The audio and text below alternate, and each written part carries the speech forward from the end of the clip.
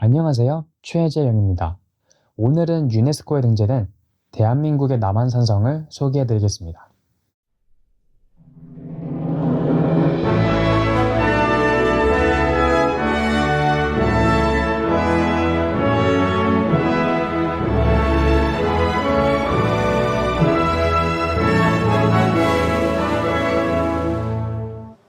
남한산성은 광주, 성남, 하남, 세 지역에 걸쳐 있으나 대부분은 광주시에 속해 있습니다.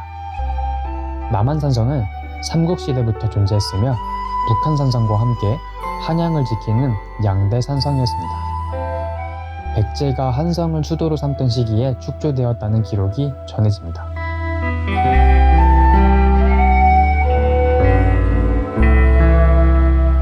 역사적으로도 중요한 전투는 바로 병자호란 당시의 농성전입니다.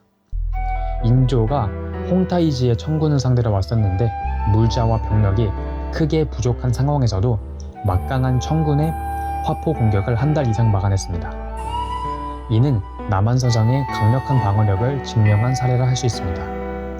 결국 성이 파괴되어 함락된 것이 아니라 식량이 거의 고갈되고 강화도가 함락되고 왕자들마저 포로로 잡히자 불가피하게 항복한 것입니다.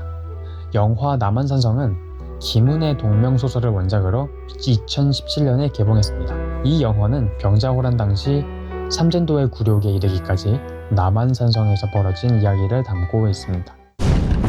조선을 살리기 위해 치욕을 감수하고 항복해야 한다는 주화파 최명길, 끝까지 싸우다 죽음을 택해야 한다는 척화파 김상현, 그리고 그 사이에서 번민하는 인조의 갈등이 영화의 핵심입니다. 이 작품은 전통 사극의 흥행 공식을 따르지 않고 철저한 역사 고증과 담담한 시선으로 치역의 역사를 풀어냈다는 평가를 받습니다.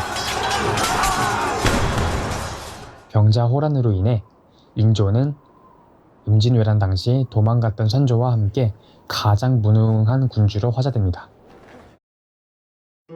이제는 당시에 참혹했던 상황이 믿기지 않을 만큼 남한산성은 평온한 모습으로 우리 곁에 있습니다.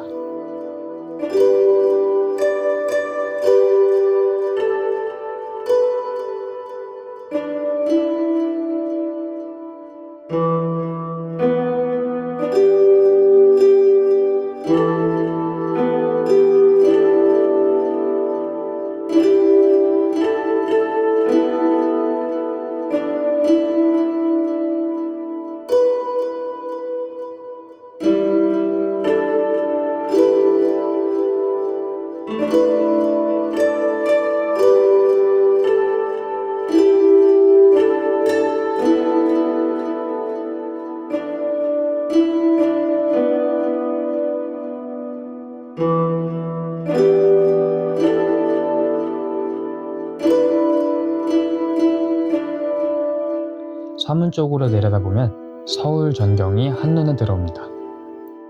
날씨가 맑으면 롯데타워는 물론 남산타워까지 선명하게 조망할 수 있습니다.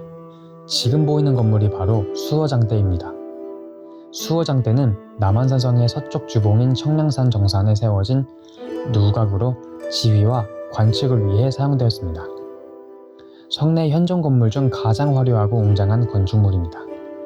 또한 숙종, 영조, 정조, 철종, 고종 등 역대 왕들이 남한산성에 갔을 때는 반드시 올라가 옛일을 잊지 말고 기억했던 상징적 의미가 큰 곳입니다. 남한산성 탐방로는 총 1에서 5코스로 나뉘는데요. 그중 1, 2코스는 약 1시간에서 1시간 반 정도면 충분하므로 초보자도 쉽게 걸을 수 있습니다.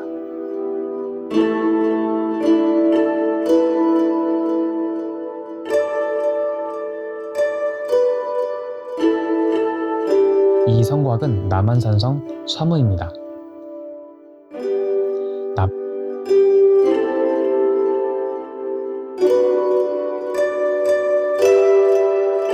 남한산성 입구에는 맛있는 전통 한식당이 많아 당일 지기 나들이로도 좋은 장소입니다.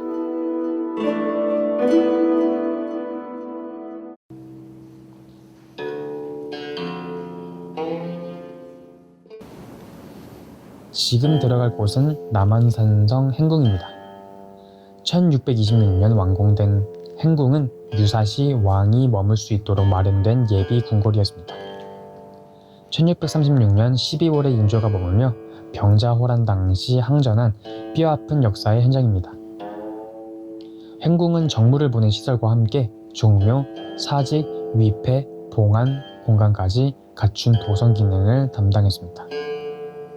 전체 320여 칸 규모였던 행궁은 일제강점기와 한국전쟁을 거치며 대부분 파괴되었으나 1998년부터 학술 조사와 발굴을 바탕으로 복원 사업이 진행되어 주요 건물들이 원래의 모습을 되찾았습니다.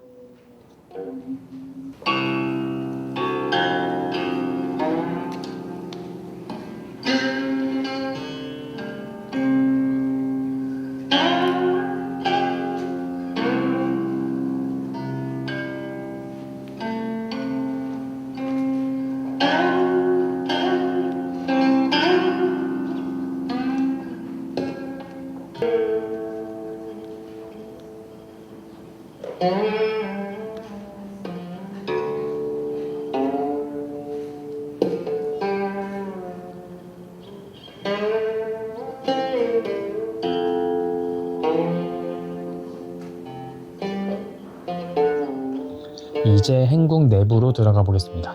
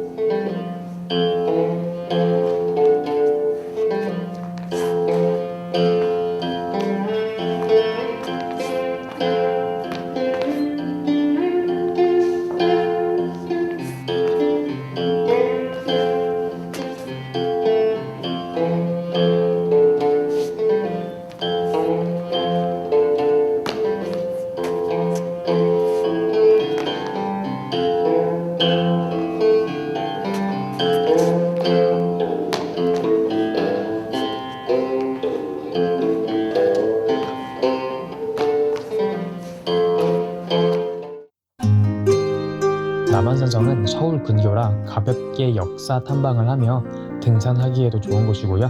오늘도 끝까지 시청해주셔서 감사합니다. 구독과 좋아요, 알림 설정 부탁드립니다.